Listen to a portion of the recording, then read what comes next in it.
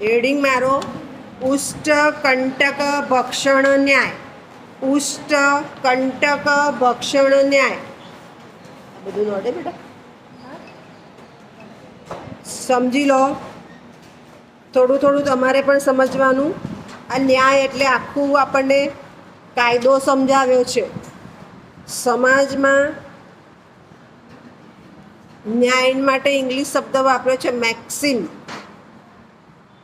સમાજમાં કેટલાક કાયદાઓ પારંપરિક છે, પ્રચલિત છે। અત્યારે બીજો લેક્ચર તો તમારે સંસ્કૃતનો એઈસી ન્યાય ભણવાનું જ, એ પારંપરિક છે, નક્કી કર્યું છે।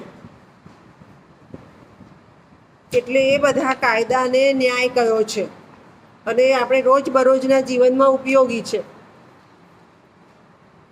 જ્યારે કેટલાક લો ભણવા જશે અને બેન કદાચ વકીલ થઈ પણ ગઈ, વકીલ જે છે જે રજૂ કરે છે એ સંયોગિક પુરાવા કહેવાય। સંયોગિક એટલે પરિસ્થિતિને અનુકૂળ પુરાવા, એ આ ન્યાય છે। ઘણીવાર ગુનેગાર પણ નીકળી જાય બહાર, કેમ? તો વકીલ હોશિયાર છે, સંયોગિક પુરાવા પ્રૂવ કરી દીધા, સાબિત કરી દીધા, એ જે છે એને ન્યાય કહેવાય।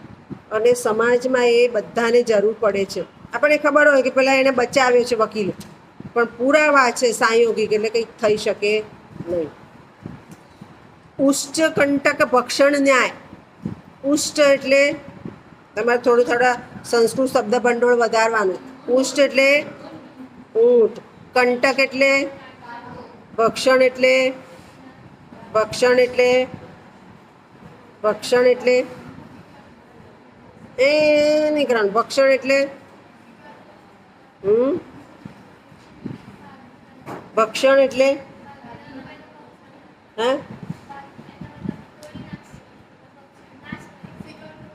ભક્ષણ એટલે બોલો, આણે કીધું પ્રયત્ન છે કે તે તરફ જવું, નાશ કરવો નહીં, તોડીને એ તરફ જવું, ભક્ષણ કરવું, લેવું। હવે અહીંયા આપણે એમ થશે ઊંટ દ્વારા શું સમજાવે છે? વાત એવી છે કે ઊંટ છે એને કોઈ ઉદ્યાનમાં મૂકી દે તો એ ઉદ્યાનમાં રહેલા ફૂલોને નહીં જોવે, પણ જ્યાં કાંટા છે એવા ઝાડને જ જોશે। કેમ? તો આ પ્રચલિત પરંપરિત આવ્યું કે રણમાં જ છે, રણનું પ્રાણી છે એટલે એણે કાંટાવાળી વસ્તુઓ જ જોઈ છે અને એ ખાવાનો પ્રયત્ન પણ કાંટાવાળી વનસ્પતિનો જ કરશે।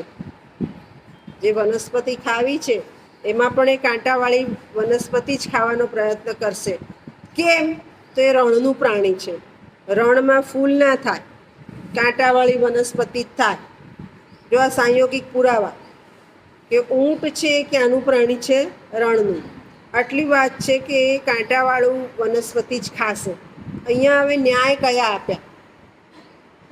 તો પરિસ્થિતિ પ્રમાણે વ્યક્તિ ટેવાયેલી છે।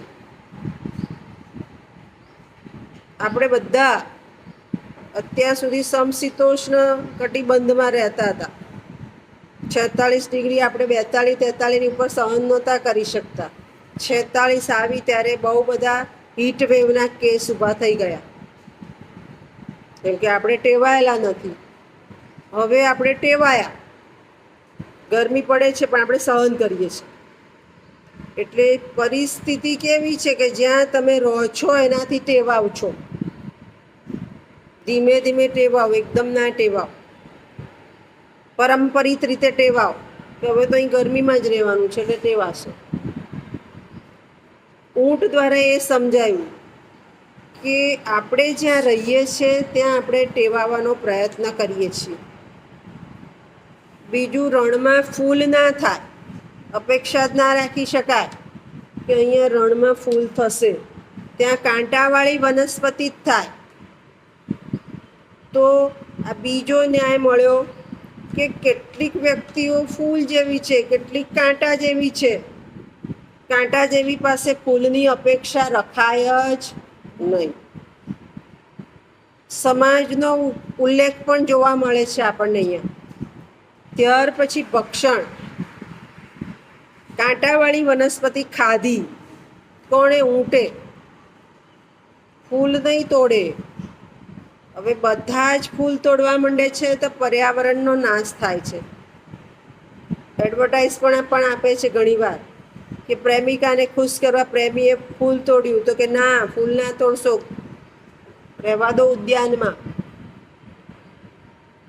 કાંટો છે તો બધા નહીં એનું ભક્ષણ કરી શકે. એના ઉપરથી એક કહેવત છે, ઊંટ મૂકે આંકડો, બકરી મૂકે કાંકડો, એટલે બધું ખાઈ જાય. આંકડા સિવાયનું બધું ખાય. તો જો બધા જ ફૂલ પાછળ દોડશે તો પછી વનસ્પતિ ખૂટશે નહીં. તો કાંટાનું ભક્ષણ પણ કેટલાક પ્રાણીઓ કરે છે. સોરી, ઊંટ છે એ કાંટાવાળી વનસ્પતિ જ ખાય છે. એટલે એમ કે કેટલાક માણસો એવા છે કે જેના ભાગમાં કાંટા આવ્યા છે છતાં એ સરળતાથી આગળ જાય છે. રણમાં માત્ર ઊંટ જ ચાલે, બીજું પ્રાણી ચાલી શકે નહીં, કેમ કે એ પાણી પણ એના ગળામાં એ સંગ્રહી રાખે છે અને વનસ્પતિ પણ કાંટાવાળી ખાય છે. આ સજ્જનનું લક્ષણ બતાવ્યું કે રણમાં ચાલવા માટે ઊંટ જ જોઈએ, બીજું પ્રાણી નહીં ચાલે. તો બધા જ ફૂલ પાછળ દોડશે તો નહીં ચાલે. કેટલાકને કાંટાવાળી વનસ્પતિનો ઉપયોગ પણ કરવો પડશે.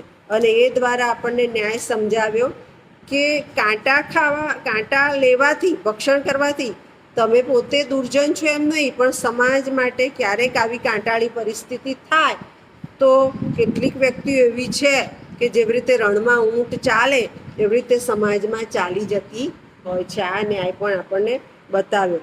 અને એ ન્યાય માટે અહીંયા આપણને સંદર્ભ પણ આપ્યા છે. એ સંદર્ભ હું તમને લખાવું છું, લખી લો. બ્રહ્મસૂત્ર શાંકર ભાષ્ય. આ વાત ક્યાં રહેલી છે? તો આટલી જગ્યાએ છે. બ્રહ્મસૂત્ર શાંકર ભાષ્ય. નેક્સ્ટ આનંદગીરી એમાં પણ છે. નેક્સ્ટ ભામતી ભાષ્ય. ભાષ્યનું નામ છે, ભાષ્ય એટલે સમજૂતી. ભામતી ભાષ્ય. ત્યાર પછી આપણે ભણી ગયા કે નહીં ખબર નથી, પણ વિક્રમોર્વશિયમ નાટક છે ને એમાં પણ છે. વિક્રમોર્વશિયમ અહીંયા બધે આ વાતનો ઉલ્લેખ કરેલો છે, જે આપણે ન્યાય સમજ્યા ને એ ન્યાયનો. અને એ જ ન્યાય આપણને લૌકિક ન્યાયમાં સમજાવ્યો, ઉષ્ટકંટક ભક્ષણ ન્યાય. જેમાંથી કેટલા ન્યાય મળ્યા? હવે તમે રિપીટ કરો મને. કેટલા ન્યાય મળ્યા? પહેલો કયો ન્યાય મળ્યો?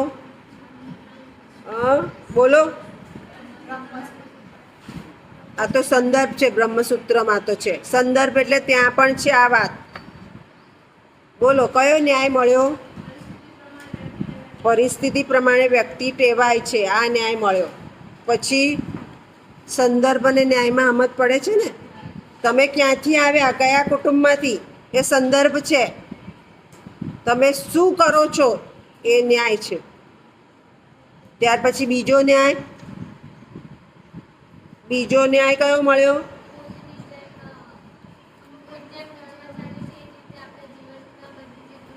ઊંટની જેમ રણમાં જેમ ચાલે છે એમ આપણે પણ જીવનની પરિસ્થિતિ પ્રમાણે અનુકૂળ થવાનો પ્રયત્ન કરવો જોઈએ. પછી બધે જ કાંટાવાળી ને ફૂલવાળી વનસ્પતિ થશે ના. કાંટાવાળી વનસ્પતિ છે એ ખાનાર પણ કોક છે. સમાજમાં એવા માણસો પણ છે કે જે કાંટાળી પરિસ્થિતિને પણ સમજે છે. લખો એ પણ ન્યાય.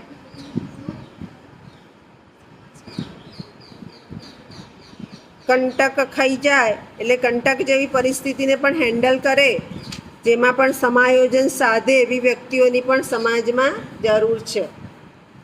ત્યાર પછી ચોથો ન્યાય કયો મળ્યો? 3 ન્યાય લખ્યા ને. ચોથો, મારે મોઢું નહીં જોવાનું, લખવાનું. આ બધું પૂછાશે. ચોપડી નથી એટલે નોટમાં લખો. પછી કયો ન્યાય મળ્યો?